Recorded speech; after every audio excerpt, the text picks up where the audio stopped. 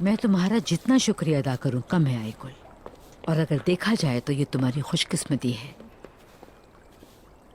इंसान मुश्किल में ना पड़े तो हमारे प्यारे हजरत खजर मदद को नहीं आते। अलीशार हमारी मुश्किलों में हमारा सहारा बने। वो रब का हमारे लिए एक खास तोहफा है।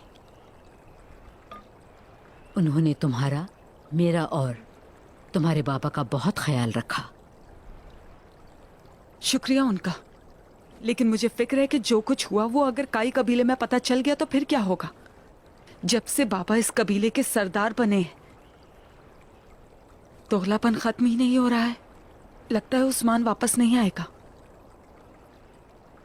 वो मेरे बेटे का कातिल है, जहन्नुम में जाए वो।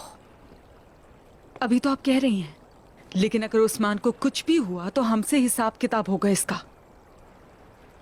किसी भी तरह से अगर उसके आसपास के कबाइल में पता चल गया, नहीं जानती हिमायत किसकी करेंगे।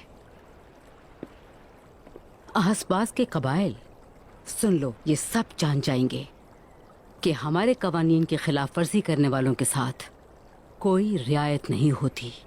बगावत करके ओहदा हासिल कर लेना इतना आसान नहीं है बेटा, और हमारे साथ अजीम सांजाक सरदार का साथ है। आइकुल, होशियारी से काम लो बेटी।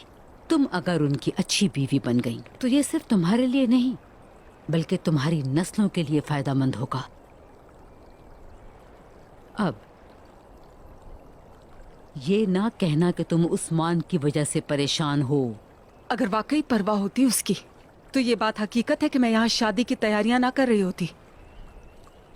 मेरी वाहिद ख्वाहिश उस्मान और उसके हामियों से छुटकारा हासिल करके बाबा को वो सब देना है जिसके वो हकदार हैं।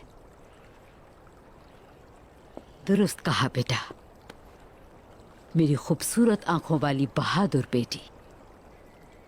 सही कहा।